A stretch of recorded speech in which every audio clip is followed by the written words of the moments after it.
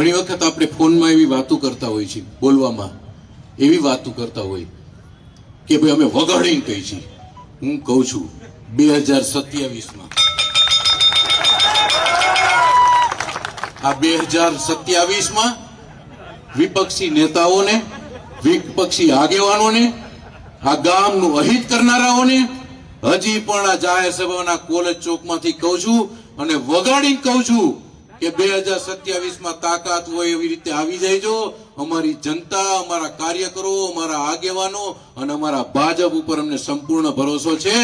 જેને અમારે જીતાડવા છે, જેના માટે મહેનત કરવી છે, જે યુવા નેતાએ ગોંડલનું બલિદાન આપ્યું છે, એવા નેતાને ફરીથી એક કમળ આપશું.